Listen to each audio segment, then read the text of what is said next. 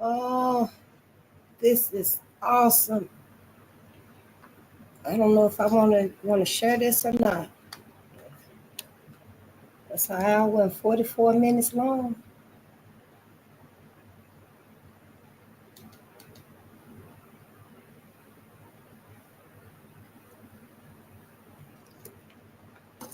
It's good. It's good stuff.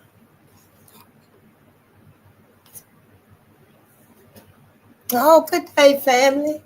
Good day. It's good to see you. Brother is breaking it down on this video, the tribulations of nature, ancestral technology. It's an hour and 44 minutes long. I'm tempted to go, to let us look at it tonight, but we are going to get into that. That cosmology and stuff, we got to know how it's affecting us, how it's resonating with us. And that's good knowledge right there. But I don't want to step on nobody's toes and want nobody upset with me. But I'm very particular about what I share with us. I try to be anyway, use discernment and stuff. Because everybody ain't ready for city.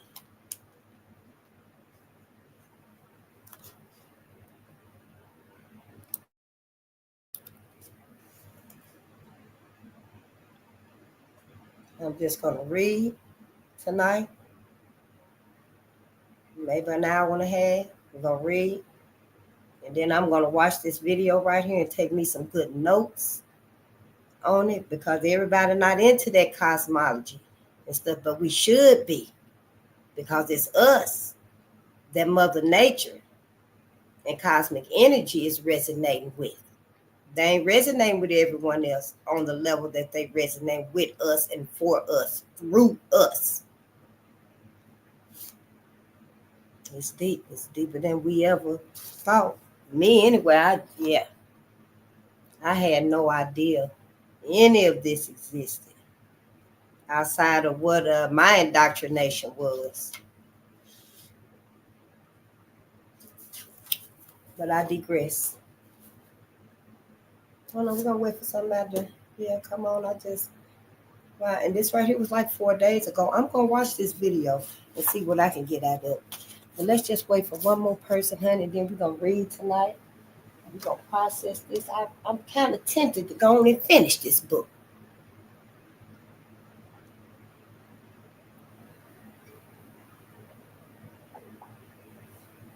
But I don't think I ever read that long. Go here, yeah. So I just, go ahead and do like I said I was gonna do, break it up into 2 more days. I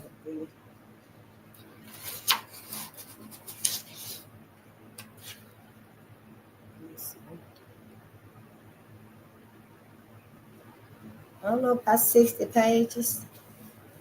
Yeah. Yeah, I ain't gonna say I'm gonna finish it tonight and stuff because I don't read that well, that fluently. But yeah, maybe 2 more days.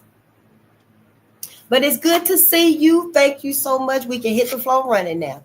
We can hit the floor running and reading the whole way now. Thank you so much. Let me just, I guess I'll leave it minimized in case one of the brothers and sisters come through and show themselves. Then I can, give some shout outs and stuff. Because peace to you. Peace to you. Good day and gratitude. I'm glad you're here. Thank you for your presence and your patience. Wanting to learn about your ancestors. This is not the easiest thing to learn, the easiest thing to hear. Their sufferings. It's not the easiest on any front. Some of it is more tolerable than others, if you will. But some of it is downright hard to digest, hard to comprehend and, get past even that. And it can, stunt you and set you back. So that's why we try hard to. I try to stress to process this stuff because it's new to me too. And it didn't come with no instructions, y'all. It didn't come with no instructions. So I may seem to be like, all over the place with it. And just sometimes feel like, I could just break a damn table in two about it, throw some shit up against the wall about this stuff because it just bring that out just to read it and learn it. But that's why it's got to be processed. in my opinion. But yeah, it didn't come with no instructions on how to do this and stuff. So I just thank you for your patience through it all and stuff. So let me go ahead and get the copyright disclaimers out the way because I'm not going to keep us here all night and stuff. We pretty much get the gist of what's going on and the situation that we're in. I do a lot of repetition until we get to know who I am and why I'm here. And then I get to know who you are on some level and stuff. We get to form a type of bond and stuff, through all of this. So when the shit does hit the fan, we won't just feel like, it's just us. We'll be able to gain little insights and skills and strategies from each other and stuff. Not just here where we are, but, in other areas and stuff too. So that's why we need to use this as best we can. And oh, honey, I got to tell you what I saw. Was it today or yesterday? But let me get this out the way first. So the copyright disclaimer under 107 of the Copyright Act 1976, allowance is made for fair use for purposes such as criticism, comment, news reporting, teaching, scholarship, and research. Fair use is the use permitted by copyright statute that might otherwise be infringing, but it's not. Non-profit, educational, or personal use tips the balance in favor of fair use. Honey, how about good day, Mike TV? How you doing, my brother? I can see your name from here. It's so good to see you. It is good to see you. Oh, you done did a 3. You awesome. I be seeing you all the time, my brother. You are awesome. Keep up the work because we need to know who we are, where we come from. We need to know about us. I just learned from one of my audience members, family, told me about Walter Plecker. He was the one when and I looked him up. He the one that started that whole white and colored thing. So I did a little looking up on his ass and stuff, and he was the first register of Virginia's Bureau of Vital Statistics. Honey, he used his term. He got in there. He was destroying and falsifying marriage documents, divorce documents, birth documents, death documents, and stuff like that. He erased a whole lot of documents that affected generations of people and stuff. So yeah, do it. I'm so proud of you too for helping our people find out about that. And I will be looking too. I need to know too. Yep. The leader of Virginia Bureau of Vital Statistics reclassified Indians to Negro and color. Yep, he sure did.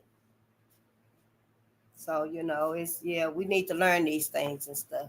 And I'm so proud of you too and stuff. I just never really trusted the other companies and stuff. I never even attempt to, do a DNA with them and stuff. I just didn't resonate with them on that level and stuff. I don't know if they didn't try hard enough to gain our trust with that, or hell, they just didn't give a damn. They just said, hell, with those that will come and get it done, let them come. But yeah, so and I don't feel bad about this stuff. I'm pretty good with the opportunities and stuff that I don't take. I'm good with it. Yeah, that shit usually come right back around because it ain't nothing but a trap anyway. So yeah, but yeah, it's so good to see you. Yeah, it's Paper Trail Records. Oh, DNA.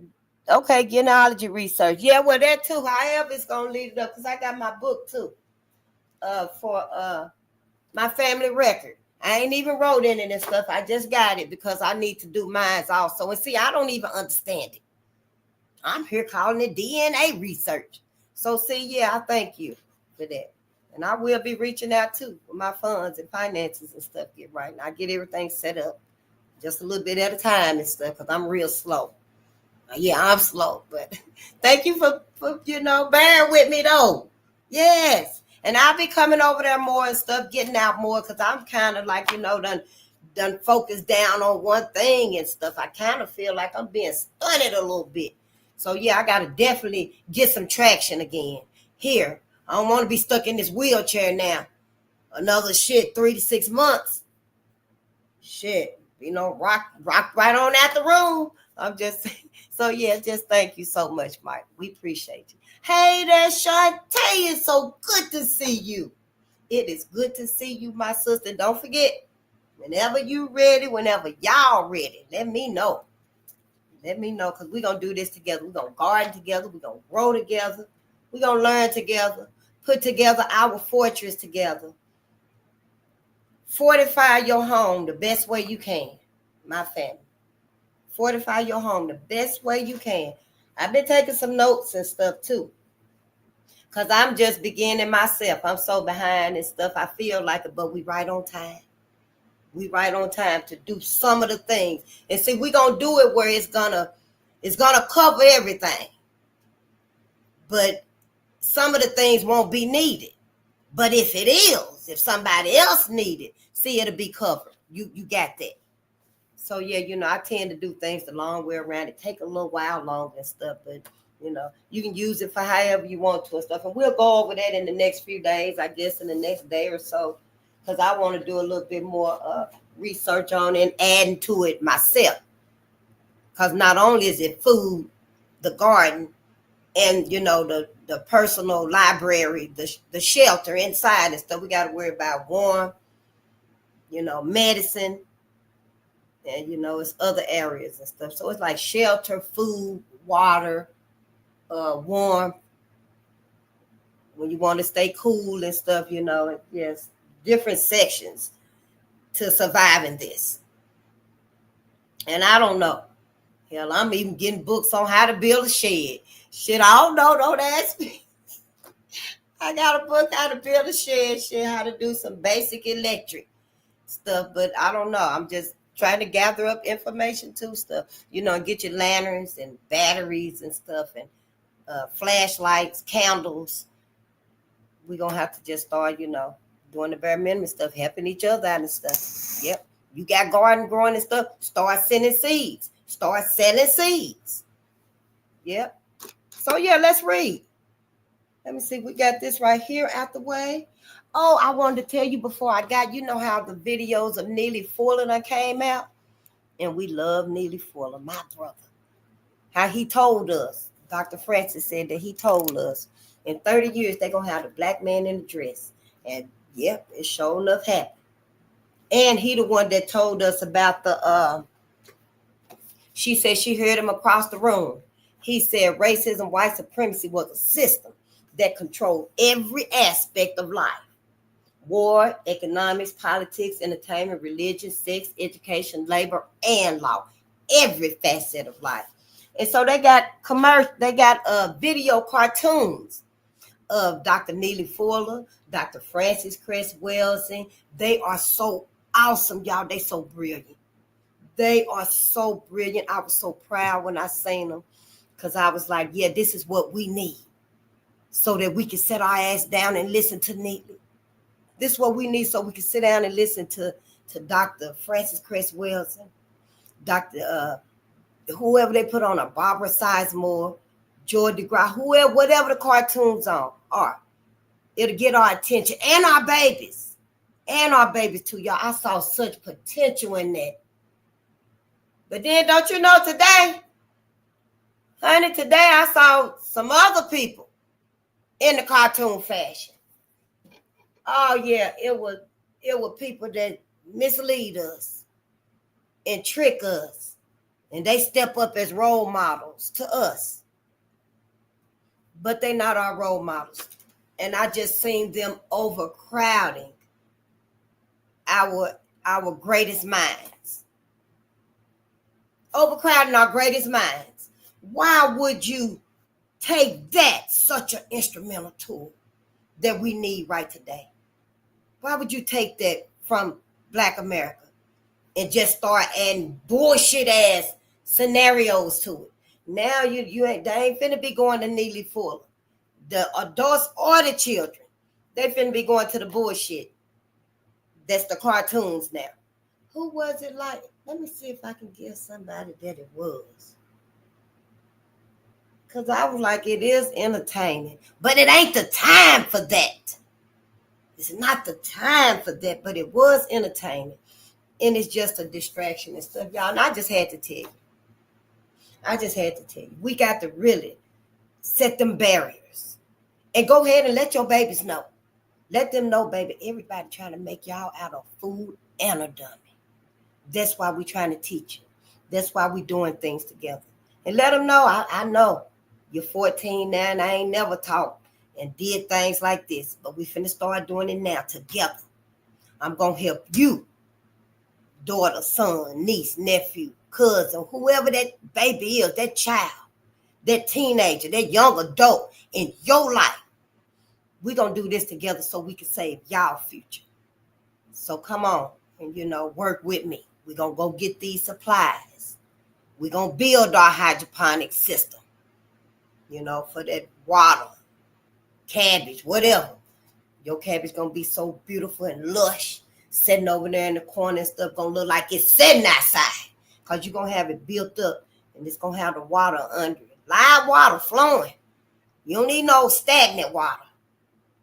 Yeah, it's going to be beautiful. But see, just let them know. Let our babies know what it is. That's the only way they're going to take it serious. Don't come with that old bullshit like, yeah, you got to do this. Just tell them why. They'll put it together themselves. Hell, and let them know, yeah, I missed all of this. I should have been had all of this. But I didn't know either, son. I didn't know either, daughter. I'm going to need your creativeness. Because, see, y'all the young ones. Y'all know what this whole manipulation thing is about. What's going on in the ins and the outs. Let's work together so we can make sure you going to be all right, Shay. Shay going to eventually be like, yeah, you right, Mom. You right. Go on and let her know. Shit, show Shay the blueprint. Let Shay see. Yeah, Shay, see. We're going to need shelter, fire, water, medical, food, light, a stove. We're going to need to be able to keep cool. We're going to need all of them little fundamental things and stuff. They're going to be able to think of a lot of these things. These do-it-yourselves projects and stuff. Yeah, we're going to have to do that. It's going to get real ugly out here and stuff. It's going to be real crazy. And the best thing you can do is get your babies. Get your babies off the streets. Get them so they don't get to the streets. I don't know how you're going to do it. But you got to do something, Black America. It's heating up out there. Yeah, don't worry. Just be wary. Just be wary. Yeah, help each other and stuff. If somebody don't see the seriousness in it, hell, break it down for them. Break it down for their ass. When the shit hit your fan, you better not bring your black ass here. That might be as breaking as you got to do it. I don't know. But you got to let them know that all this pussyfooting around and stuff, you ain't going to be able to shake a leg back over here. You going to be out. You can't be trusted. You can't come in. Stay where you been at. I don't know what to tell y'all, Black America, but you better set them boundaries now and give our family members, our loved ones, that last opportunity. That last, because this right here, after this right here, we don't rise up and save us, we might not get the opportunity again. We won't get the opportunity again. It'll be a while before our youth actually overcome the machines or this futuristic world or whatever the hell is being built that don't nobody really want to talk about and stuff. But I digress. We are reading y'all the Emancipation of Robert Sadler. I don't know how long it took Robert to tell his story, but I know on the front of it, he prayed, meditated, but then, he prayed. He meditated, he prayed to the Lord to let him remember his story. And he said there was other stories like his. Maybe we'll find them. Maybe they want their story read too. Robert wanted his to be read because look what he said. He said, I'm not the only one who went through it, but I can't hold still no longer. I'm going to have to tell it. I thought I had forgotten, but I haven't. Help me remember, Lord, so I can tell it. Oh, Lord, help me remember. And he told his story, a horrific story where his father sold him and his sisters into slavery. 5 years old, and he lived a horrible life. That little boy did. under slavery by Master Bill and his wife and them children, them little they kids. Yes, he did. But he survived. His sister Pearl, she died when she was 15. His mama died, and then the baby Ella died. Because the dad was abusive, his motherfucking ass. Y'all, he did was walk around the house beating on the mama. Talking about, I'm hungry. I'm hungry. Fix me something to eat. And slapping her around and stuff. And she just got weaker and weaker. And she died. So he sold Robert, Pearl, and Margie into slavery. And Margie was hired out. But Pearl, the master, and his friends raped her, beat her, burned her body. Burned her up. She wasn't but 15. Maybe 14. But it wasn't long before she died. And then, you know, they made her be a slave because she was a house slave. So they could get to her. But after they did that, maimed her body and broke her mind and stuff, they made her become a field slave. So she had to go out to the field in that terrible, disfigured. She never healed. Her fingers never healed. She never healed. She always was sickly. And with the rains and stuff, she had to walk and stand in the mud with no shoes and stuff on like that. So she ended up dying. And that hurt poor Robert because Pearl was all he had. And two little boys, two teenage boys, they tricked him when he was about maybe 7 or 8. And they had him stealing stuff from the big house, selling it to them. Well, he got caught with the money in his little dresser drawer, his little dresser they had, a little hand-me-down dresser. And there was a paperweight. They found that little stuff. And so they, instead of whipping him, they tortured Big Mac. Big Mac was the guy on the plantation, and he loved Robert too. But they tortured him with iron, them little things you put in the fireplace to stir your logs and stuff. They would heat him up fire hot, and they just rolled him on his body, poked him with him.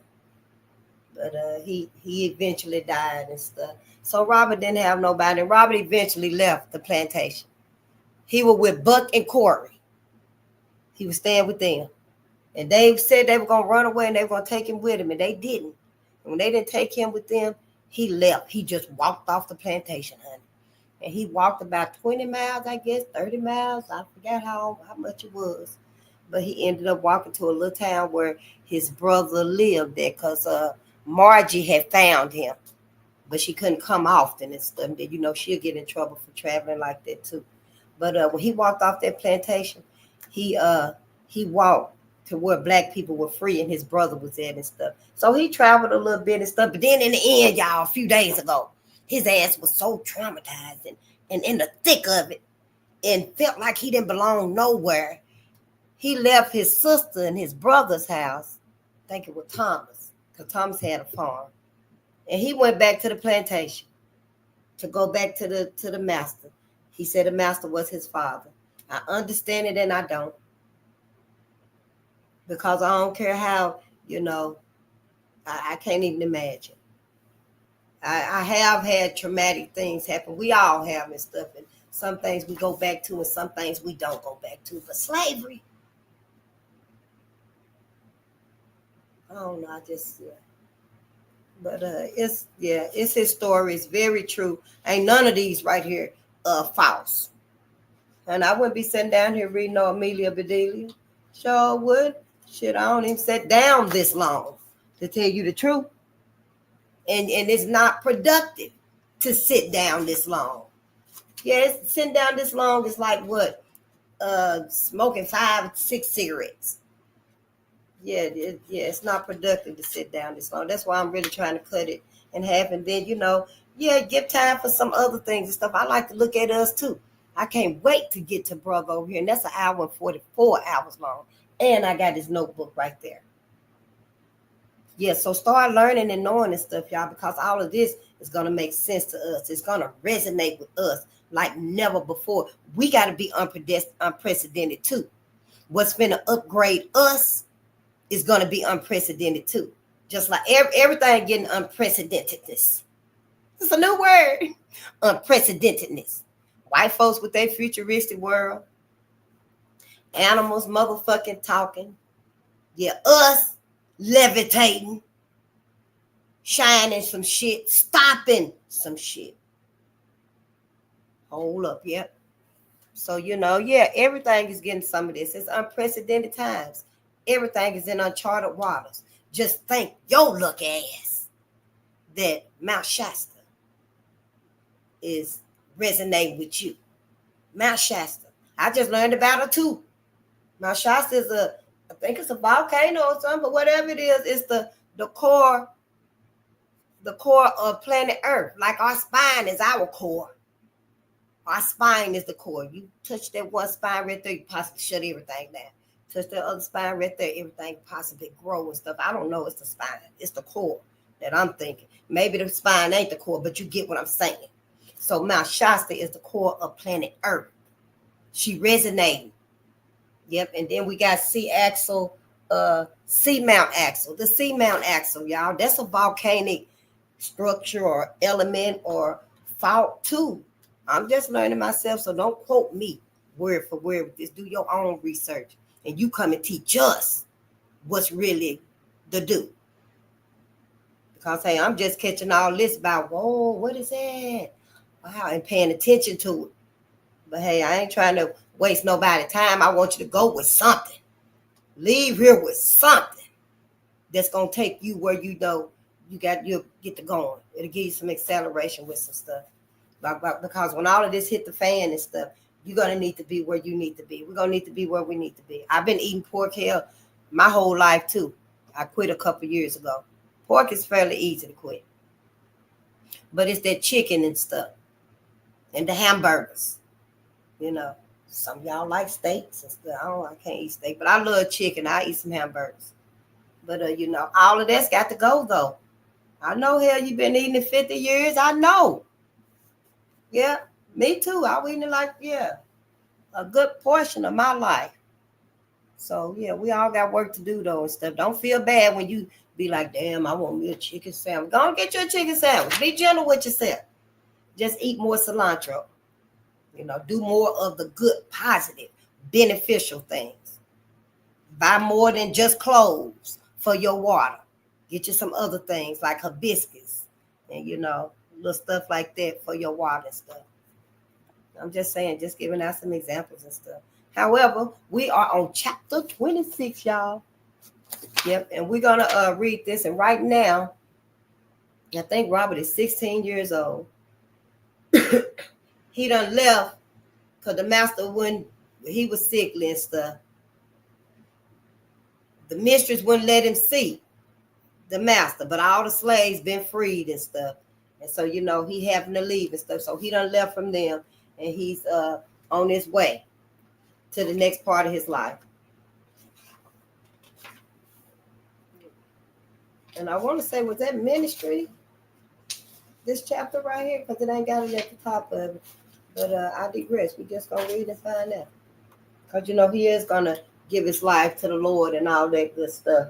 Because he plumb forgot about when he tried to be, in the church, and I guess, and he wanted them to teach him to read and stuff to white folks. But when it got to discussing religion and stuff like that in heaven, they had told him that the only way niggas was in heaven is if they were serving white people. So he must have forgot about all of that right there, like we tend to do. That's why we have no concept of anything other than living peacefully and happily in heaven. But that vision is not our vision. It ain't mine. No, that vision was given to us. Yeah, that vision was given to us and stuff. So, he just forgot all about that and stuff. And he did give his life to the Lord and stuff, and it has helped us in his ways and stuff. Definitely Robert. I mean, in these times right here, that's all we had was God and Jesus for our hope. There was no Yahushua and Yahweh and Buddha and Krishna and Tamun and Horus. There was no them. We didn't have no knowledge of them. We still don't, a whole lot of us. I just learned about them. But I digress. So have a seat, and we'll have one of the students show you to your room, said the small bird-like woman in the school office. Because he wanted to go to school now. Because he didn't never get to go to school. They wouldn't let him go to school. Remember when he went to the schoolhouse and they made fun of him and chased him out of the school room? And he spent the whole day behind a tree. And he never, tried to go back again. But he always wanted to. I sat timidly by the window. From there, I could see the brick dormitories and the 3-story brick classroom building that had the dining hall in the basement, along with the log cabin library, and the dirt plants lined with English ivy. The grounds were spotlessly groomed, and the grass looked as though it had been shaved with a straight-edge razor. There were colorful flower beds, oak, ash, and sweet gum trees, and rhododendron grew along the buildings. And I was experiencing a new feeling, excitement about the future. Now, remember when he first went, he was sitting in the classroom with all them little kindergartens, because that's all it was. And he was sitting his big self he had to sit sideways in the chair. But but he went. A young man about my age, thin and slightly built, came through the door. He smiled. Hello, I'm Bo Brock. You must be the new student I'm supposed to show around. I stood up and smiled back. Uh-huh. My name is Robert Sadler. He put his hand out to shake mine. It was the first time anyone ever had done that to me. I didn't know why he held his hand out, but I figured it was to hold mine. So I gave him one of my hands. I would have given him my other hand, or possibly my arm or leg, if he had given me a chance. I am thankful the Lord had Bo be the first person I met at school. He was soft-spoken and likable. Bo showed me to my room and told me about meal times and what time I was to show up in class. And lights has to be out at 10:30, he said. They be very strict about that.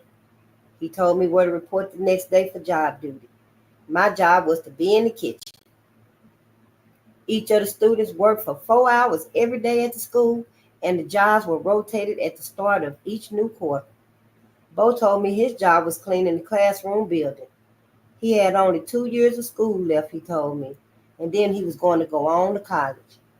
I'm thinking about being a lawyer, he said with a hint of pride in his soft voice. I didn't even know what a lawyer was. Oh, I said, nodding my head, a lawyer. Yes, a lawyer. He told me he was going to summer school to try to graduate early. The more credits I take, the faster I'll be in college. You'll make it. Yes, sir, you got what it takes. When he was gone, I looked around my room and sat down on the bed that was assigned to me. The springs creaked and my body sank deep into the center to within inches of the floor. I chuckled. I could see why. I'll be sleeping on the floor. The room was small with 2 single beds, 2 small desks with chairs, and a long chest of drawers along the wall. It was better than the plantation, better than Cousin Bessie's, better than the boarding house in Jacksonville, better than Cousin Gertrude's, better than Cousin Cardoja's, better than Aunt Julia's, better than Sister Janie's, and Sister Margie's. It was better than anything. It was school. At last, I was at school. He always wanted to go to school. When he went and sat in the classroom with them little kids, then there was a one-room school that opened up some miles away. So I think Bessie, that's who he was with then. She went and applied for him, but he got to stay there. Yeah. Hey, Layla, it's so good to see you. Let me see what fashion at Mount Shasta. It's a spiritual ley line, aligns with the Earth's energetic field. Yep, I'm learning about it too. I'm learning about everything that's coming to me. I want to know what's going on, because it ain't no coincidence that we are without. We vulnerable. We exposed to man, element, the animals and stuff. We exposed to everything. We're so vulnerable. But that's because we have a power that supersedes all of that. We have it. We just got to tap into it. I believe it. So yeah, I'm learning about my Shasta too. I'm gonna read that again. I'm gonna read them comments again because it is so interesting to me, and I'm just so thankful and grateful that I at least got the opportunity now to at least grab a hold of some of this during this time to be alive. Now, I don't sleep through the motherfucking apocalypse, because that's exactly what folks want us to do. Be a fool and a dummy and let them just roll shit out on us and stuff. Don't do that. Don't do that to our babies. Give them a chance. For once in our lifetime, stand up for Black people. Stand up for our ancestors. Because the way they being wiped away now, honey, and erased, if we don't, they'll never be mentioned or remembered again. I'm just saying how it seemed to me. And I ain't here to lie to y'all and mislead y'all and let y'all know that this and this and that. I ain't trying to waste nobody's time. Sure ain't. Yeah, honey, I'm going to be in the afterlife with y'all. We're going to be in the afterlife together. We ain't going to spend our ever after with white folks, with these same people that have treated our ancestors these ways. No, it's got to be something else. And you know, as sure as I'm learning, I just want you to know, you got to decide yourself, this life and the afterlife, how you want to spend it and stuff. I just think it's important for our motherfucking ass to know. You still got to make your own decision. Yep, it ain't like I'm saying you better come with me. You better bring your Black ass with me. Come on, we going to. No, I can't make you go with me to the 12th of never. Shit, some of y'all might want to fight me to stay with white folks. You ain't got to fight me to stay with their motherfucking ass. Shit, they can have you if you gonna do all that. I'm just saying. But I do want us to have this opportunity. And I was listening to a brother earlier too, and that was like a 2-hour documentary. And he had mentioned something about this being our last opportunity. I don't have a notebook on him, but he in my history. And he was saying something about this being our last opportunity. So it's something to that. When I get back to it, I will be able to break it down somewhat to us. This ain't just for nothing. So Robert done made it to school. I think he's like 16 years old now. The summer on campus gave me a chance to get used to the school before the fall came, when the place filled with students again. My roommate was gone for the summer, and so I was alone in the room assigned to me. The classes weren't crowded, and I worked out many fears and backward ideas with the help of the instructors. That was good, because he couldn't even go to parties and stuff.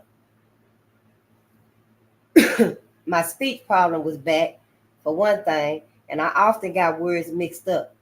I had never been taught how to say words, and so sometimes I made dreadful mistakes, which brought a lot of laughter. I don't care much about classified music, I said seriously in class one day. I feel I am standing on a firm foundation, singing just plain music. Another time I confided I didn't know how to mangle and co-mangle with people. He meant mingle and co-mingle. Mistakes like this were common. I did improve a little, but I still have trouble with words. And we all have that, where we say, words that sound right, but it ain't that. It ain't that. That ain't the context. We using it in and stuff. That's because we really didn't have, this really wasn't our language. It's not natural to us. September came and my roommate arrived. His name was Luke Small. And then before I go on, I had read some years ago and stuff that it was the motherfucking overseers anyway that were teaching us how to talk. Them old drunk, snaggle-tooth, tobacco chewing, poor asses. They were poorer than we was. But they were the ones that were teaching us how to talk and stuff. I guess we took up their slang instead of the missus and the master. We ended up sounding like the overseer motherfucking ass. Mm-hmm. But I digress. Yeah. September came and my roommate arrived. His name was Luke Small. An ironic name because he stood about 6'4", 4 inches tall. When he looked down at you, His shoulders seemed broader, his legs longer, and his long black arms tougher than anyone you'd ever seen. You had to decide whether to pick a fight with him or admire him. I chose to admire him. Most of the other students at Seneca chose to admire Luke Small too. He was the football hero, the basketball hero, and the dance floor hero. My brother. He had most of the girls crazy about it, and most of the guys jealous of it.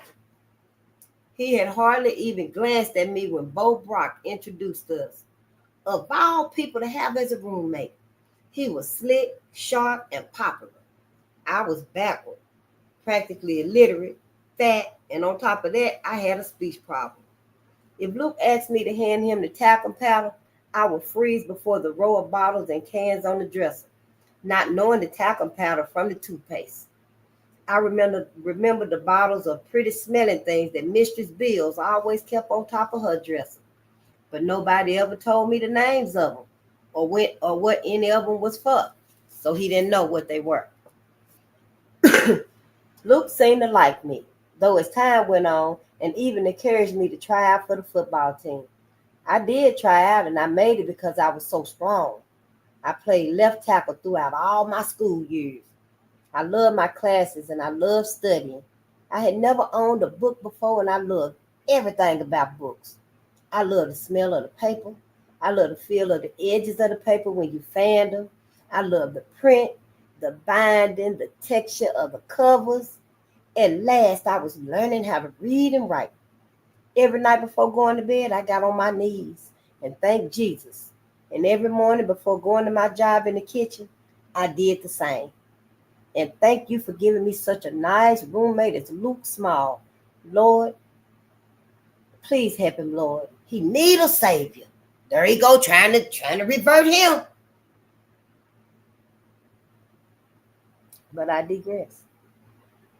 Because that's all we knew then was Jesus and God.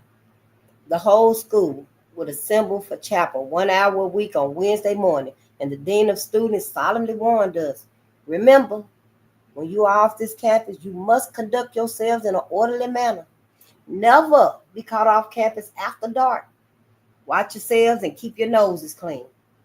Then with a prayer and a friend beside you, you might make it okay. Always have a friend with you when you leave the campus so you can be safe.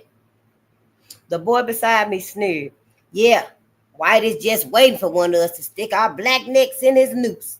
They hate this school. They hate it because they don't think niggas got any brain for learning. That's what one of the brothers said. He said, yeah, White is just waiting for one of us to stick our black necks in his noose. They hate this school. They hate it because they don't think niggas got any brains for learning. I nodded and quietly said to myself, I done come this far. I done come this far. Hope he learned what they were saying. Because he know what it's like. Football was the big thing during the fall quarter. Being on the team and being a friend of Smalls, the girls hung around me. With my schoolwork, football, and a new social life, I hardly had any time to sleep. The football coach was a short, stocky man named Rufus McGovern. He was also a preacher, but he wasn't the Lord's preacher. I'm thinking my great-granddaddy's name was Rufus. They called him Sambo. I got to find out. Rufus loved to party. He could really whoop it up. He influenced many a boy in the ways of sin and ruin. I bet he did. Sometimes Rufus would be so drunk after partying on a Saturday night, we'd think he'd never make it to his pulpit in the AME church on Sunday morning. But he never missed a service. Many a Saturday night, the boys carried Rufus to his door, their last glimpse of him being his rubbery body, sliding into a heap on the floor inside the door. But on Sunday morning at 11 o'clock sharp, he'd be standing behind that pulpit with his wife playing the organ right there beside him. It bothered many of the boys in school.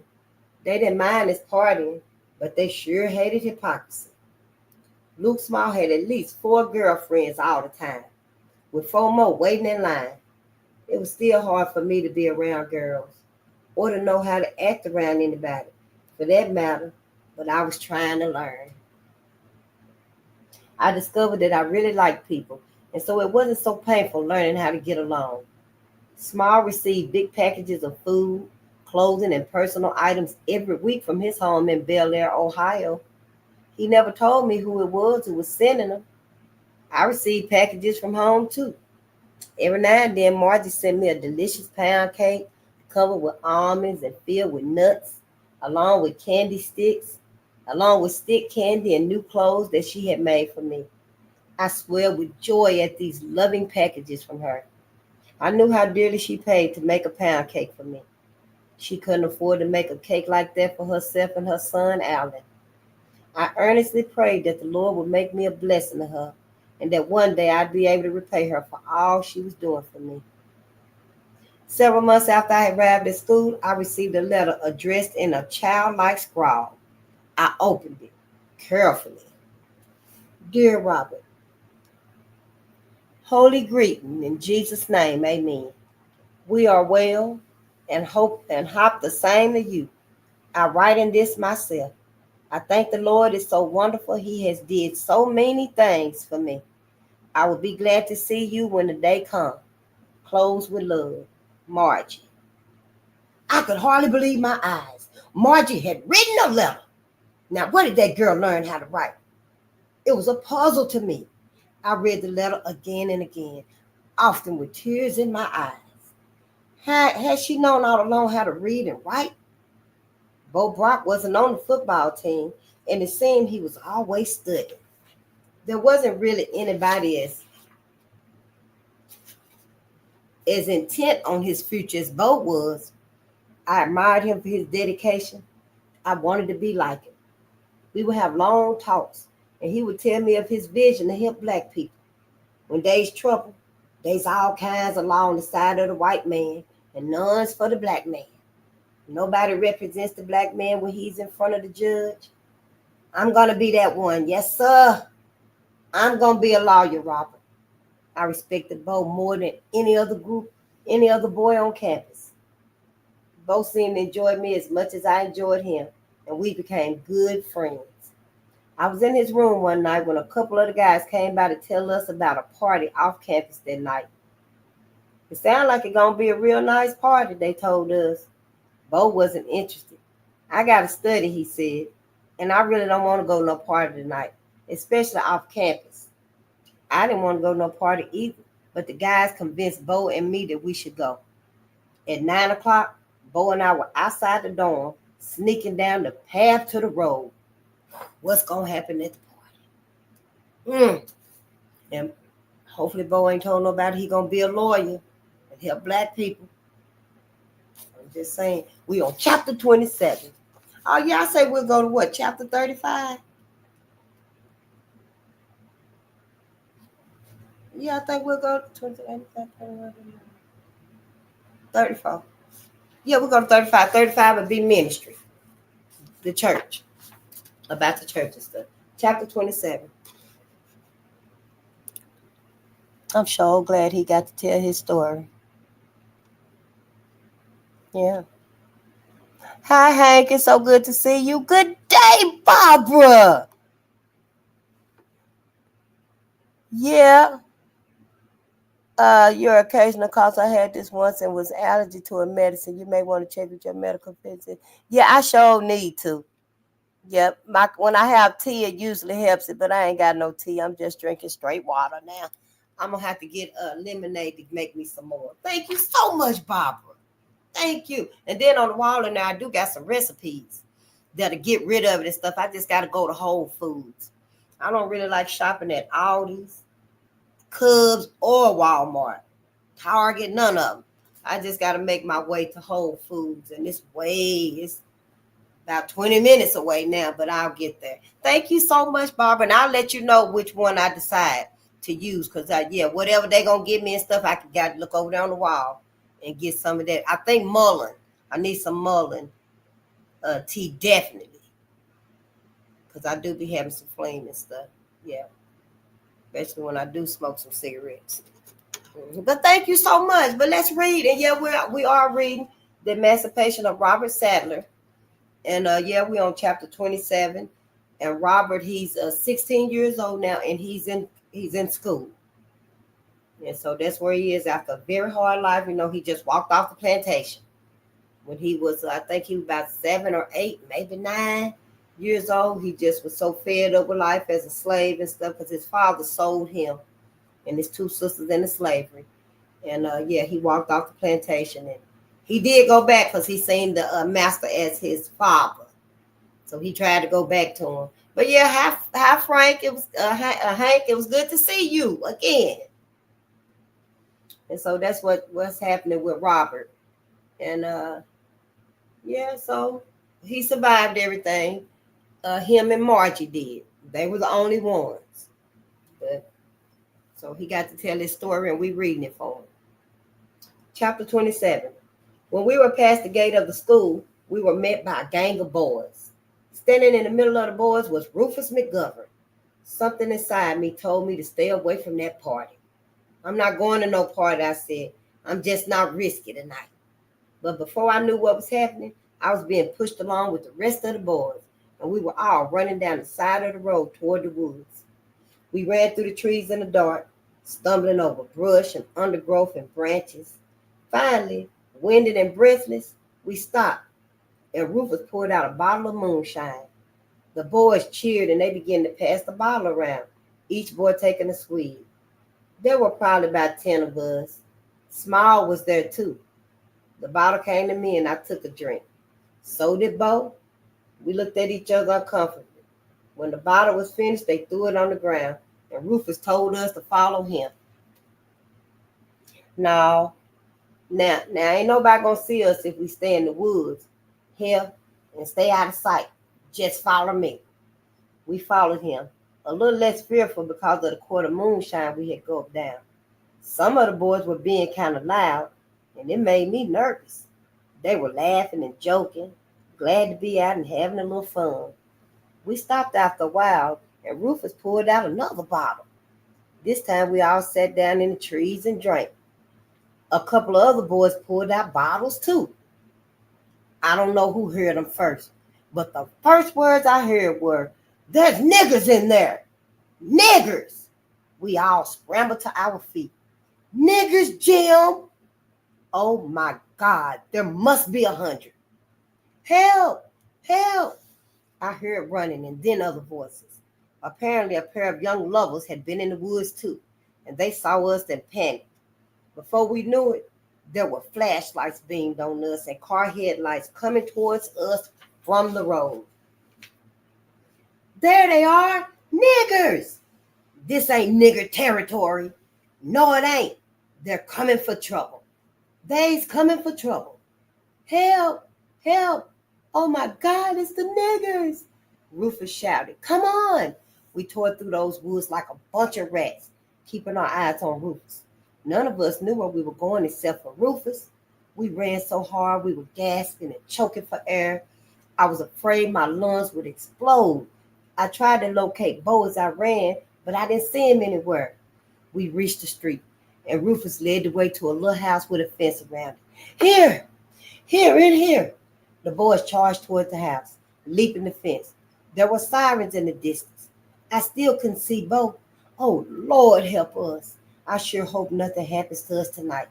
I just wanted to have a good time, Lord. I turned, trying to find Bo. I ran back towards the woods to find him. "Bo!" I called out. "Bo, where you at, man?" I heard the voices coming closer. Oh, Lord, where's Bo? Bo! Bo! I ran into the thicket, straining to see in the dark. If those white men caught Bo, there's no telling what they might do. "Bo!" I heard one of them might, a voice called out. "You, nigger, stop! We heard you." I fell to my stomach in the thicket. Ugh. I knew I was too close to him to try and make a run for it.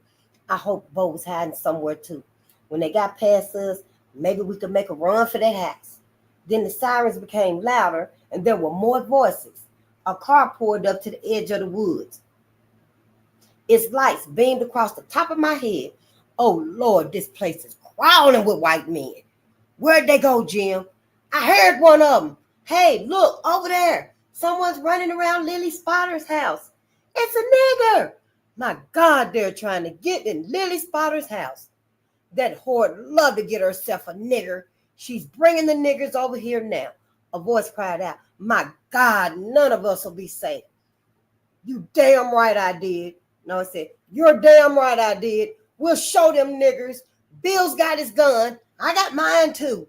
Them nigger bastards think they can take our women and get away with it. We ought to castrate them and then kill them. Hey, Mike, there's about 100 of them. Call the sheriff. Call the marshal. There they go. Gunfire. Split the air. Voices screaming and shouting followed. I heard running then. And then it was like, wait, hey, we got one. We got one. Somebody ran across the thicket where I was hiding and nearly stepped on my head. They were struggling. More feet running. We got a nigger, Mike. Here's one. I heard a terrified cry. No, I ain't done nothing. Dear Lord, they got both. What you gonna do with him? Hang the bastard, a woman screamed. You after some white women tonight, nigger? Is that what you after? No, no. I heard the smack of a fist and something tumbled to the ground. Then I heard blow after blow being laid on both. Hey, look, more niggers getting away. Get over there to Lily's place. Surround that place. There was more commotion, more gunfire, more screaming. They got away. Damn, they got away. Oh, yeah? There's going to be a burning tonight. He said, oh, yeah? Well, there's going to be a burning tonight. We'll show them niggas to stay away from our women. Oh, God, what's this world coming to? Hang him. Hang the nigga. Mike, Lily wasn't home. The house was locked up and nobody home. Locked from the outside? Yeah. They were so close to me I could hear their heavy breathing. It sounded like a huge crowd. What y'all say we hang this nigga? I'm innocent. I heard a small voice plead. You can't hang me without proving I'm guilty. Bo was hit again. Oh, can't we, nigger? You telling us what we can do? Huh, nigger? Tell us about how you come over here to get with some nice white loving, huh? No, I didn't even know where we were going. We? Boy, who's we? Y'all better speak, boy. We'll tear your arms off. Who are your friends, boy? Speak! He ain't talking. Okay, Jim, get his arms. Break his legs. String the nigger up. A woman ain't safe in her own home nohow. Talk, nigger. Who are your friends? He ain't gonna talk. That's your last chance, nigger. Break his arms, Jim. I heard screaming and struggling. I got a crowbar in my trunk. Well, get it, damn it. Damn, this nigger's got tough bones. Footsteps came running. Here's the crowbar. Crack. Both screamed. Crack. He screamed again, and then I heard him squealing and tumbling through the leaves in pain. He's trying to get away. Look out. He's trying to break away. Fiat. Why'd you shoot him, Bill? He's gonna hang him. He ain't dead yet. No. Get him in the gut. You rotten cowards. You hear that? That nigger coon bastard call you a coward, Bill. You're all right. Dumb. There was a slap, then another blow. Oh, Jim, you killed him. We was gonna hang him. He ain't dead yet. Get the rope. Harry. There was more running. A car door slammed, and the footsteps came running back. Got the rope, Mike. Throw it over that tree. Nigger, we gonna hang your dirty black hide from that tree. You and your kind just don't know when to stop, do you? Thinking cause you got your freedom, you can call a white man names and rape his women, huh? Let me hit him. Turn the lights on him. We can't see. We want to see the black bastard hang. I heard scuffling. He's dead, I'm telling you. No, he ain't. He's just unconscious. Besides, these good citizens come out to see a coon hanging, and that's what they's gonna see. Tie the bastard's hands. What for? He can't move him. God, this is a messy hanging. Hold him up. Get the car. Within seconds, The bright lights of a car were coming toward me. Because, see, Robert was still laying in the grass. He was going back to save Bo. Everybody made it there but Bo. So Robert was going back to save Bo, but then they caught Bo, so Robert just had to die. I lay still, unable to move or to get out of the way of the car. As it approached, it swerved slightly to the left and missed running over my legs by less than an inch. As it passed, I pushed further into the thicket, down into a ditch. Nobody was standing nearby it, and I pushed myself into a deep part of the ditch, pulling the branches and gnarled vines over me. Oh, honey, I bet he wanted to just dig a hole with his hand and just dig a hole, pushing dirt to the side so he could just burrow himself off in there. I can't imagine. And he had to sit there and listen to the whole thing. Honey, what our people done been through, honey, it's about the mercy of the cosmos and Mother Earth. Mother Earth. I'm wondering who numbed that pain. Or because 100 of lynching said that a lot of black men, when they were being burned at the stake, so many of them, a lot of them, didn't even say nothing until the fire reached their chest area, their upper part of their body. That's when it started burning the most, I think.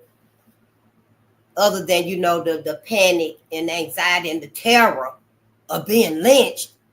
But when they had them on the fire and they put them on that fire and lit it, they didn't scream out. Most of them didn't scream out in pain and stuff. Brave, courageous, just knew. Probably thinking about the woman that they loved. I'm sure they was, because one brother was. That's all he was talking about was his wife. Yeah, but let's read. I digress.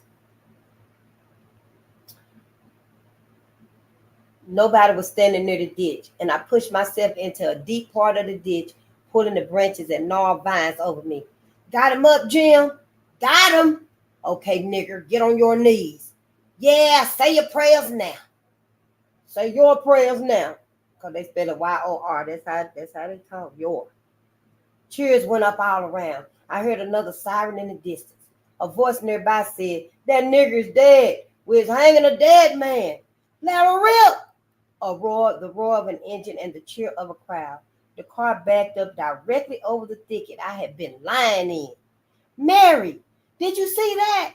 That nigger didn't even jump. What you mean, honey? Well, the last nigga I saw get hung, soon as the bottom got pulled away, he was hanging there by his neck and he jumped around in the air funny like, oh, this one didn't. No, he didn't. Daddy, how come the nigger's body didn't jump around? I don't know, honey. Let's get on home now. I ain't at my supper yet. And I'm as hungry as a bear. Oh, this a family.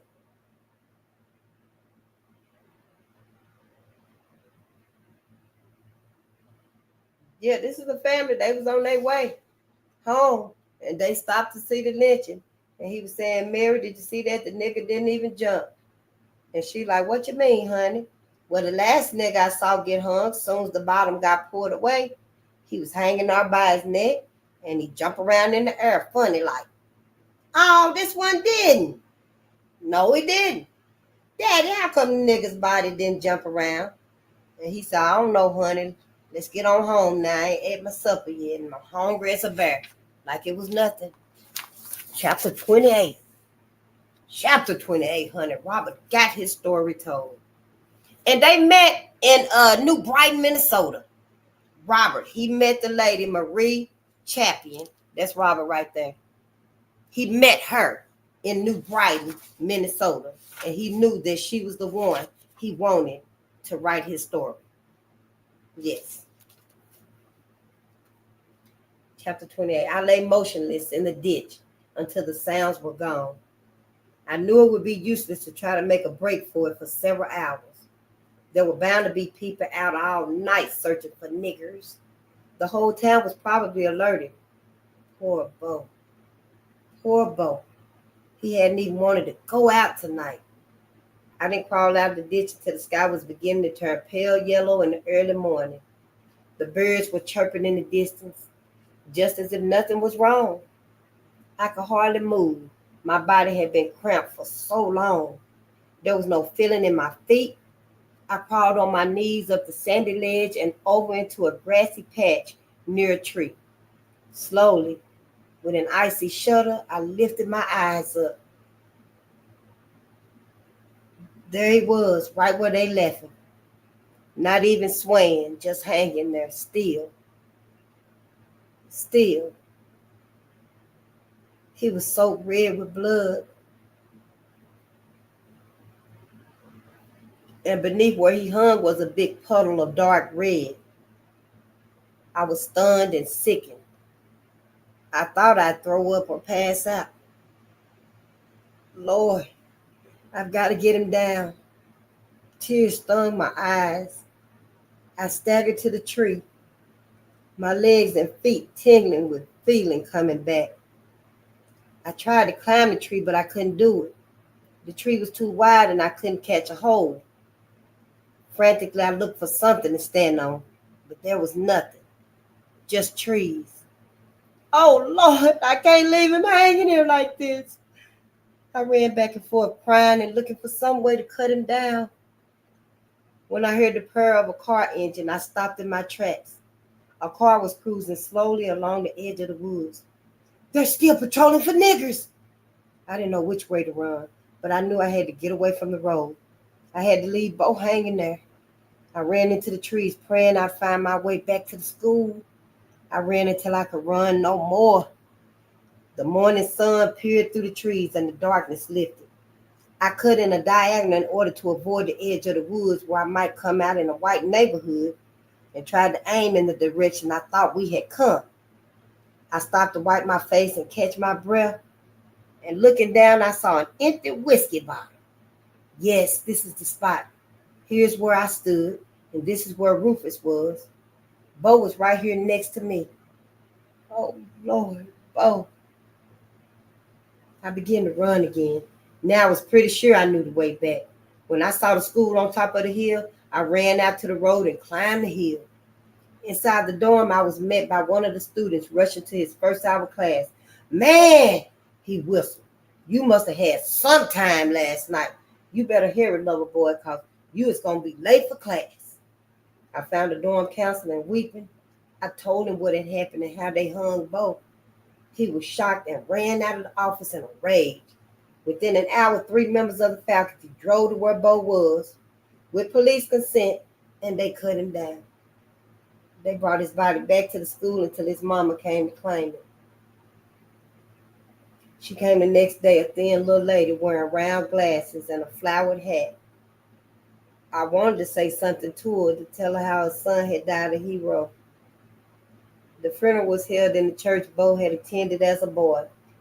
His mama looked at me with tragic eyes, her thin, stiff face struggling to remain calm. Son, she said quietly, did you see my boy die? Well, ma'am, I was there, but I couldn't see. Did he pray before?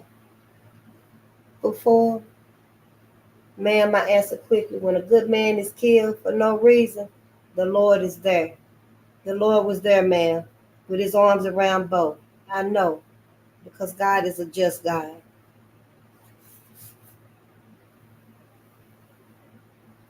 She wept softly.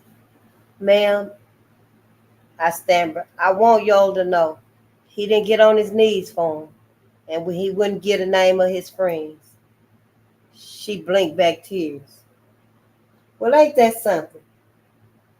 I always knowed he was a lot on the brave side.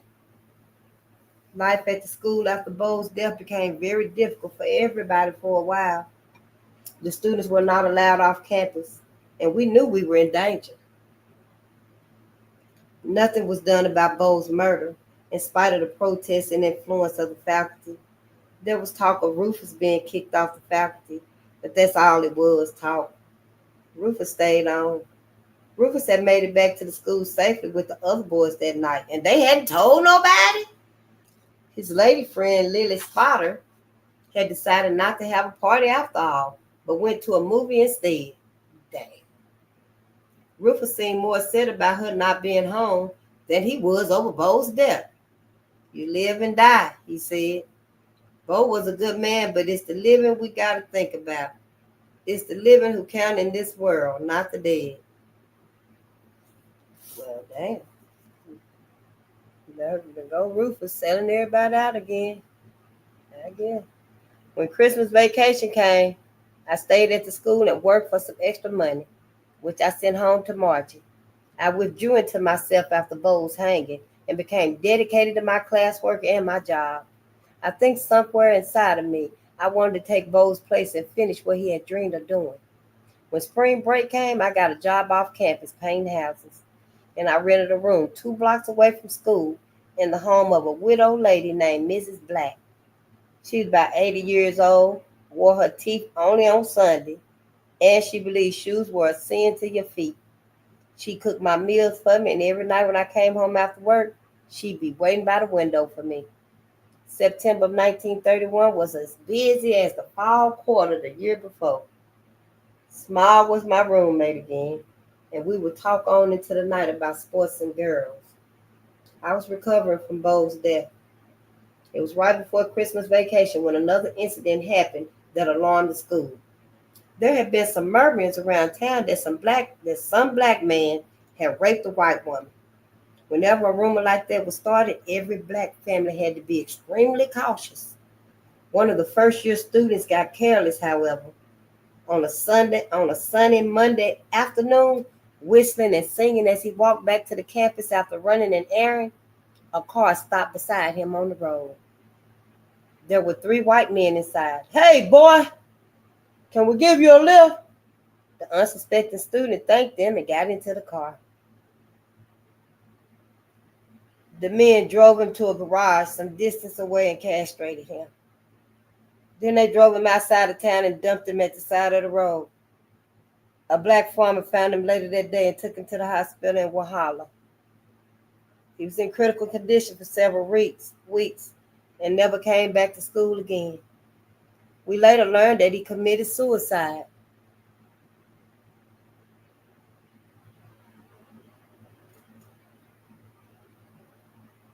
I went back to Anderson for Christmas vacation that year. Margie was thrilled to see me, and it was a wonderful vacation.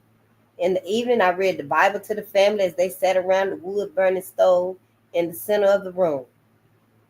"You know, Robert," Margie told me, smiling, "Jesus made it all worthwhile."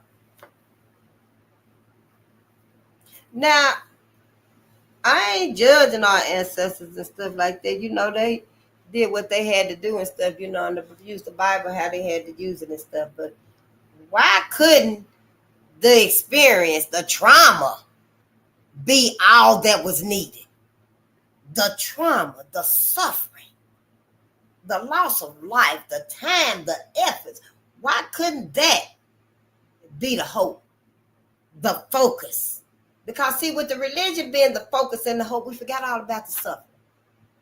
Forgot all about the suffering. He forgot all about that family telling him when he was 7, 8 years old that niggas in heaven ain't doing nothing but serving white people. He forgot all about that because of religion, that forgive and forget mindset.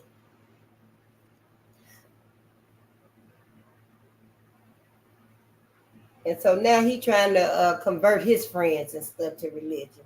Yeah, we got to start calling it like it is now. Jesus make it all worthwhile.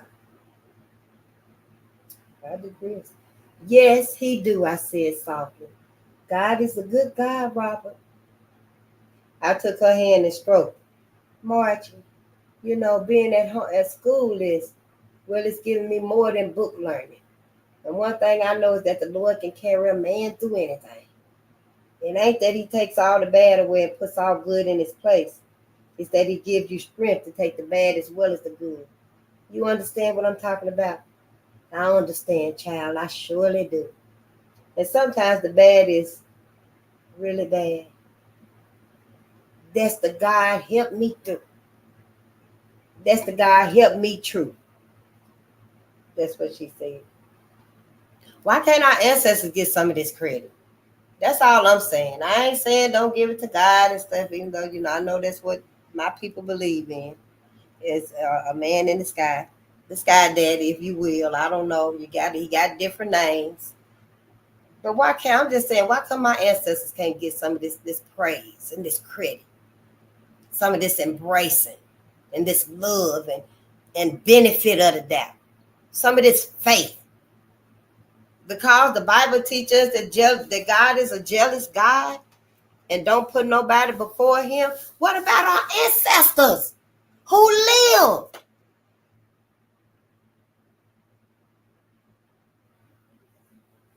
We got to start putting together our story. Our ancestors is not white folks' ancestor. They don't feel the same about them that we do. Not in this life and surely not in the next life. You cannot, in your rightful same mind, believe that everything gonna be copacetic in heaven with white folks. Them treasures that they withholding from you right now in this life and telling you gonna get it in the next life, they gonna get that in the next life. You ain't gonna get that.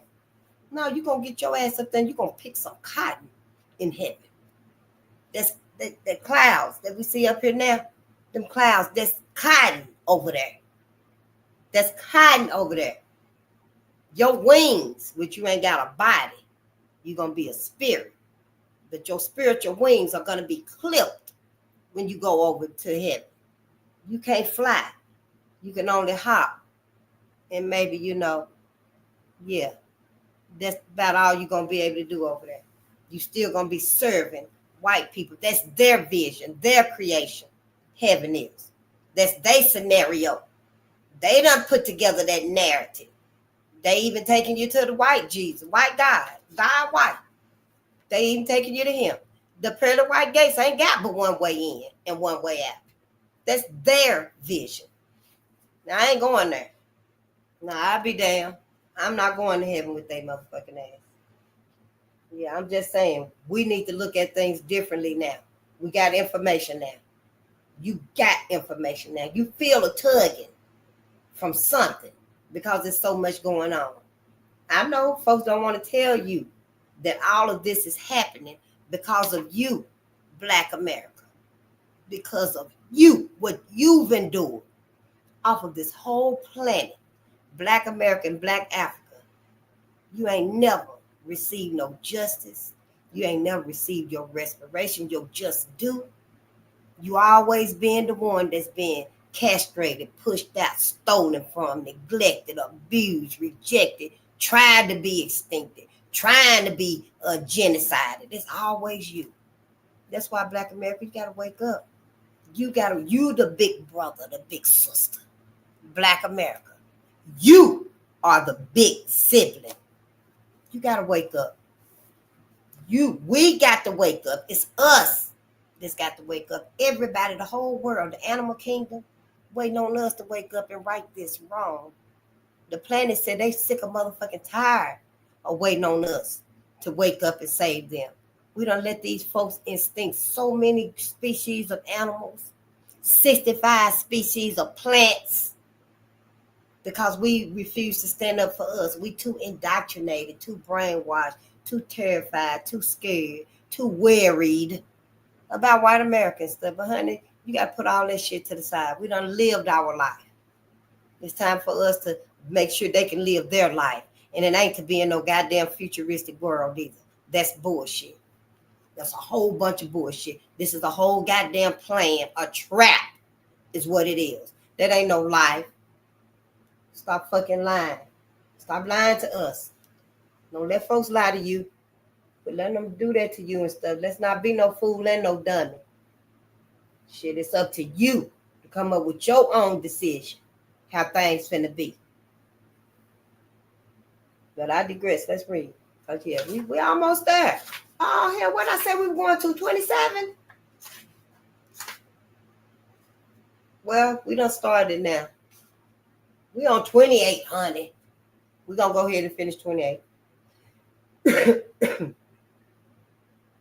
Back at school, I was making some new discoveries. For instance, I discovered that a black man named George Washington Carver made hundreds of things out of peanuts and became very famous. And even the president came to visit him. And you know, George Washington Carver, I think it was him that was castrated. Yep, white folks castrated George Washington Carver.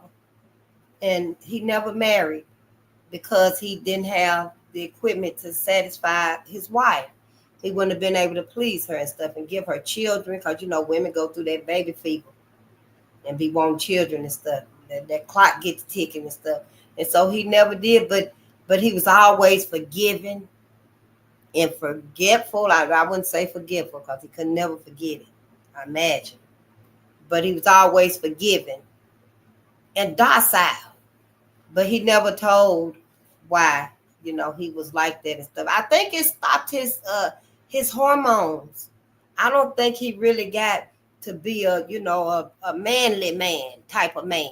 He seemed almost to be like on a small, which he was sickly anyway when he was a baby, I think. But when they did that to him and stuff, I think that stopped his hormones and from him producing like the mustache and the hair, the facial hair and stuff like that. And you know how the men get their muscular build and stuff. Yeah, they fucked him up and stuff. But I read somewhere it was like 45,000 eunuchs. Is that what you call it? Eunuchs. That's what you call them, eunuchs. I'm going to check that out and see how many it actually was in this country. A black man, I should say a black man. Yeah, so I can get a number and see how many it was that were castrated by white folks.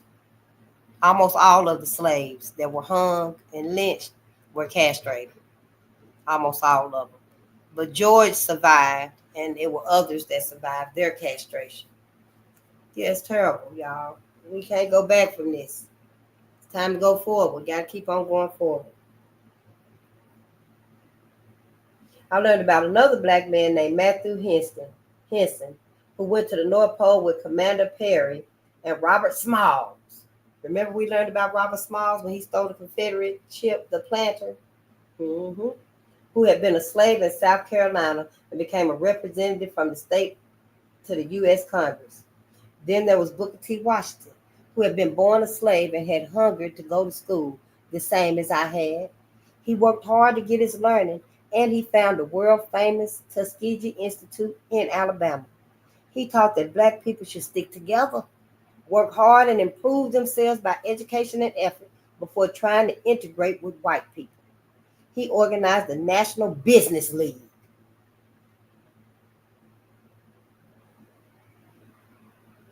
So was it the National Business League that him and Du Bois and them had? And they all were together at a meeting because a black man had been lynched. But the white lady, Mary Overton, I think that's her name, she went to the meeting of the lynching. And she took notes at the meeting and took it back to the white men. And then they came up with the organization, the NAACP. I'm going to have to look into it. It was a long time ago when I read it because I was trying to put it together. Is this what this reading is saying? Because, you know, you got to comprehend everything. And I always been wondering and stuff. And I was like, well, what was that organization that they had? But they made it sound good to W.B. Du Bois, I'm thinking. So he was the one that was over the newspaper because they told him he going to run that newspaper. He going to have that newspaper. And made it sound real good and stuff. But that was so that it would cost us our own organization. Everything. Like we were learning about in Dr. Claude Anderson's Powernomic Coalition building. They want us to build with them. So that way they can control it. They can steer. They can steer, not us. Whole setup. He organized the National Business League. All this new information made my head swim. I had been taught that Negroes had no souls, that they were born only to serve the white man. Now I was learning about talented and brilliant Negroes who were history makers and great world leaders. I especially love to read about the abolitionists like Sojourner Truth and Frederick Douglass. They had been slaves too and devoted their whole lives to putting an end to slavery. Mr. Douglas taught that whites and blacks should have equal rights and work together side by side. I was beginning to break loose from the prejudice and hatred that had formed my thinking and attitudes as a child. For the first time in my life, I was seeing my people with hope, not only in their own camp, but in the world.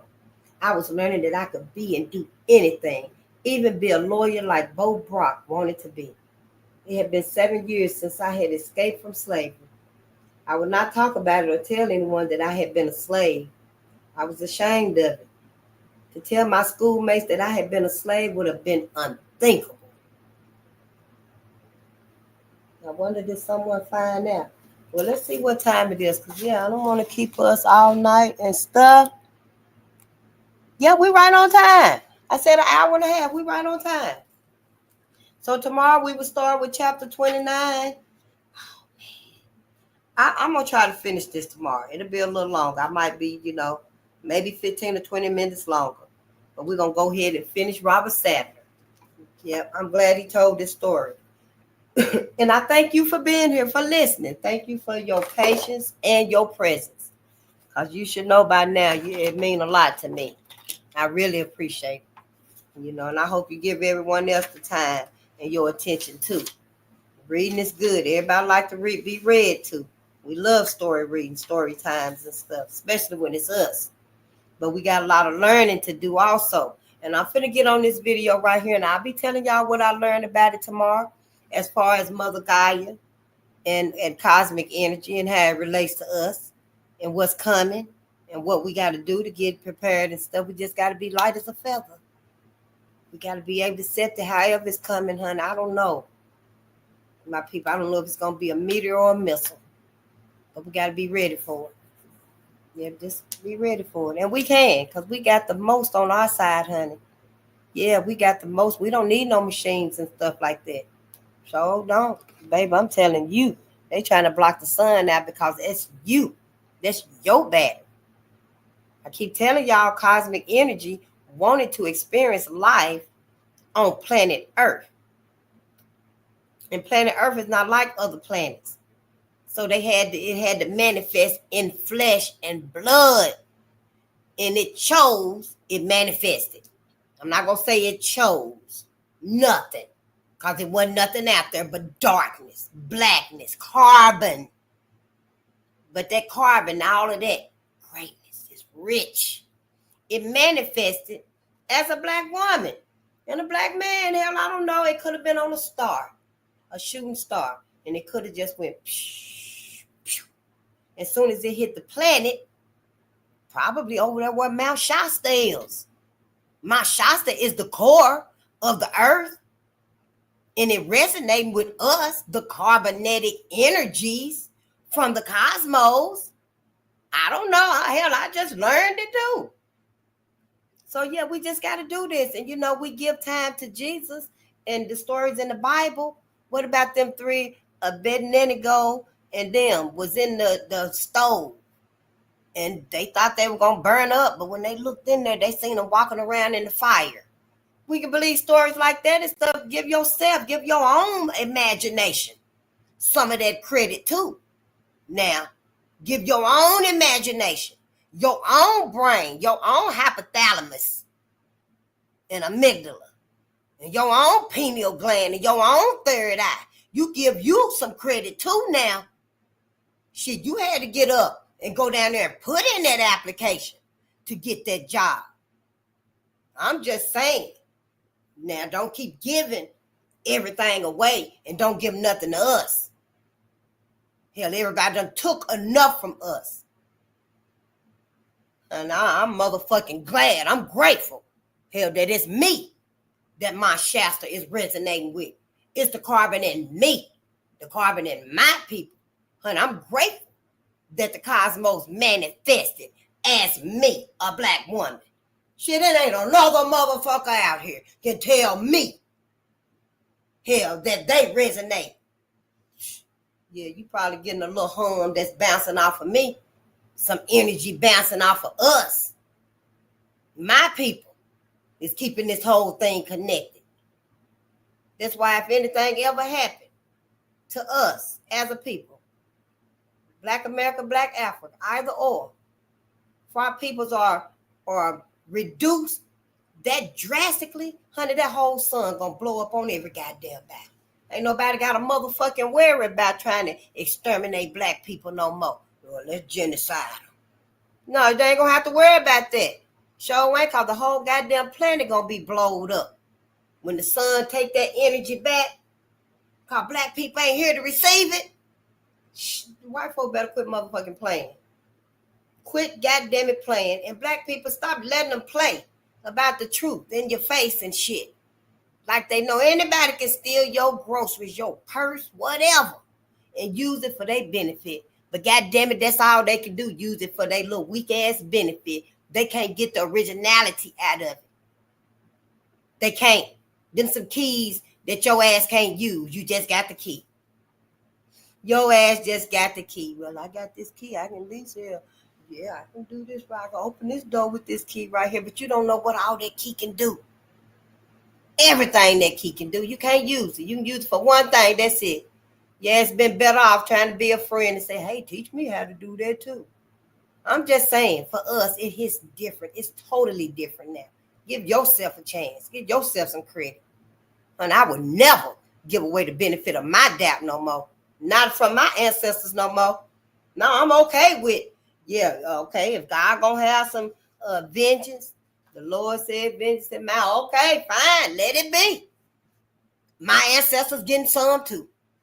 My ancestors getting some too. Now, if I can agree to disagree, y'all can too. I can agree to tolerate and compromise with this, y'all can too. You can't keep leaving our ancestors out just for the sake of what this Bible right here say, when you ain't even really ignoring, you ain't really obeying the Bible. You done memorized it. You ain't obeyed this Bible when it say, come out from under them, come out from under ye, Babylon. When it say, ye ain't supposed to be with their daughter and their son ain't supposed to be, you ain't obeyed none of that. So yeah, why you gonna say that? Well, I can't share none of this faith with nobody but the Lord. And so you ain't gonna give your ancestors none. Nothing. Right there in that same little bit ass hick town where your motherfucking ass is living right today. You go right down there at the courthouse and see. You go right down there at the courthouse, Google it. Google where you live at. What's done happened in the past right there in that little bit ass hick town. And see. Your ass can't even get them no credit, no nothing. Your ass go down there. Black people still be down there every day of the week. See what's happening in the courthouse. Need to be standing out there in their yard. Your black ass need to be standing out there in their yard where Bo Mink was lynched at. That's where you need to be. Now you standing up in there saying, well, what you got to pay a court? This you getting the kids taken away, child support. What's she up in the getting evicted? I'm just saying, we all over the place. Got to get our focus back right. Put your eyes on what we need to see. Yeah, everything ain't even entertaining no motherfucking more. I don't see nothing out there that's entertaining, y'all. Everything that's motherfucking distracting. Because I'll be like, damn, I wasted my time looking at that. Hell, I'd rather start a new book than waste my time with some of this bullshit out here. Keep an eye on your babies. Try to draw your babies into the home and stuff. Yeah, whatever you do, you let them get out there and get away. Now your ass got to be creative. Let them know. Come on home. Be creative and true. Bring your ass on home and shit, because shit finna be tough out here. You ain't going to be able to come home. No, you got to come now. This is the last opportunity. I can help you get somewhere else. If that's where you want to go. You want to make plans and stuff. And family say, yeah, come on down here. Yeah, we could use another hand. Then that's probably the best place you need to be. But try to get your babies out of the streets and stuff. Yep, I'm just saying. It's going to get real tough. We in uncharted waters again. A new awakening. But yeah, I just want you to process this right here. You know, that way when you go out tomorrow and stuff, you ain't got to worry with everything. You ain't got to worry about this right here. And somebody piss you off and stuff, and before you know it, you done started thinking about Robert Sadler or his mom or his daughter or his sisters or anything about slavery. So, just process it. Keep a song in your heart. Be grateful, honey, because we are on the right side. We got to learn about these things so we can get to our healing. We got to learn about why we can't come together. It's going to be a shame, honey, if we try to come together in some motherfucking smart cities or after the apocalypse. No, that ain't the time. The time is now. So, that's why I'm here. But I love you. I love you to life and afterlife. The younger dryers, I don't know. Oh, how you doing? It's so good to see you, Call Dag. Everybody. It's like everybody's here. Yeah, I heard about Curtis Mayfield. What is it? Miss Mary. It's one song he got out. Somebody had told me about it, and I looked it up. Miss Martha. I think it was Miss Martha. Yeah. On that one song by Curtis Mayfield. It's just one that I really love. And it was Let's Not Forget. You know that song by him? Let's not forget those troubling times. Yeah, something like that. I don't know the lyrics of it and stuff. When my mother came home from hospice, I was playing that song to her, to my mother and stuff, because I thought it was so pretty. And then you hear the kids in the background. You hear the little children laughing in the background. And we were reading and stuff too. But when we would take a break from reading, I was playing that song because I thought it was so pretty. And I had never knew about Curtis like that. All I really knew about the man was like Superfly or, I'm your pusher or something like that. So I was like, I don't really like that shit as a young girl and stuff, but I don't know. Yeah. I don't know, Mike. I guess I was talking about the Younger Dryers event. You have to remind me and stuff. Mount Shasta is a big ass mountain. Great view driving past. You see Mount Shasta? Curtis Mayfield. Yep, the New World Order. Yep, I heard that song too by him. It's just learning and stuff. It's so much. We got such a rich history. I've seen some of my namesakes since I've been learning this stuff. I seen about Dorothy Bolden when I did a speech for the International Women's Day some many years ago. And I learned about Dorothy Bolden. And then I learned about Jesse Bolden. Jesse Bolden has like a documentary. I think it's on Netflix or one of them. And the name of it is Bolden. And he was a jazz. He did something with jazz. I think he spruced it up or something. I don't know what he did. I just know in the movie, the documentary, which I really wasn't appreciative of because it gave it such an adult portrayal. It really wasn't suitable for my teenage grandchildren to look at it and stuff.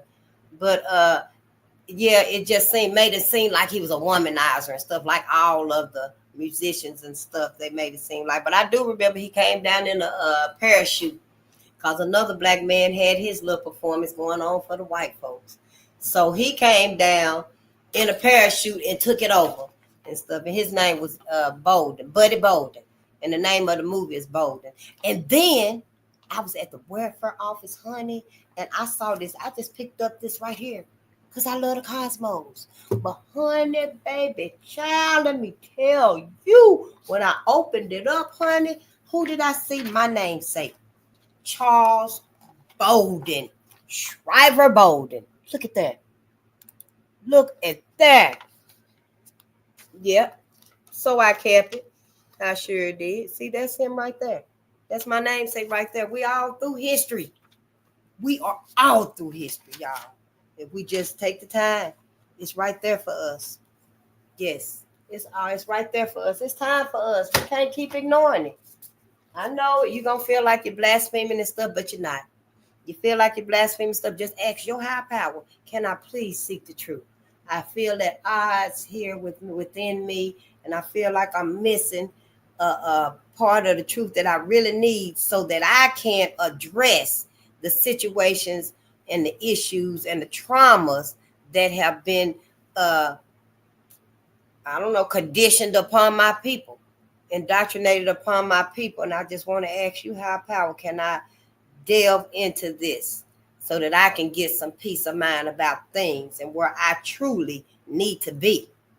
Put it however you want to. I don't know. I just want you to see the importance of just asking your higher power, Can you seek the truth? And that way you won't be worried about you blaspheming and stuff, honey. Cause that's some shit white folks said. Took it and ran with it, honey. Yeah, they were running playing hopscotch. Yeah, you blaspheming. You blaspheming. You know, you play hopscotch and stuff. The faster you go, the funner it be. But yeah, they did that shit with us and stuff. But yeah, you can study. You can study and learn. I promise you. Ask your ancestors. Yeah, Curtis was the Malcolm X of music. Yeah. It's all about the music and stuff. That's why we got to get back to it. We got to get back to our music. White folks know it. White folks know it. I can't believe how I seen that one video. It's a commercial about Wayfair, the new furniture outlet, I guess. Like you know, like you go get your furniture, like Home Choice. But it's Wayfair. Some old flimsy ass like beachwear type of furniture, I guess. I don't know. But yeah, honey, they playing Cool in the Gang and everything and running through down the hallway and twirling around and pushing chairs and shit like Janet Jackson and Rhythm Nation and stuff. And I'm just like, wow, so who the fuck gonna be the new black people if they succeed with all this right here? Because they don't know that the sun gonna blow up. So everybody preparing to take their spot. Yeah, we gotta wake up. But I love y'all and I'm gonna let y'all go and stuff because I'm finna get to my documentary. And if you want to know what it is and stuff, just ask and I'll put it in the chat and stuff through the replies and stuff. But you know, I'll be really hesitant to just suggest people because I don't want nobody to be like, well, Faith, we ain't thinking like that and all this and that and stuff. Because hey, I ain't here for no division. I'm just here for my people. That's it and that's all. I ain't telling us to harm other people and stuff. Shit, you getting away from other folk. Hell, that don't make no difference. Hell, there's gonna be somebody else gonna step into place. Gonna step in your place. So, you know, I'm not saying go out and harm people. I'm just saying give some help and some love, some healing to your people. That's all. But I love you. Peace and power to the people.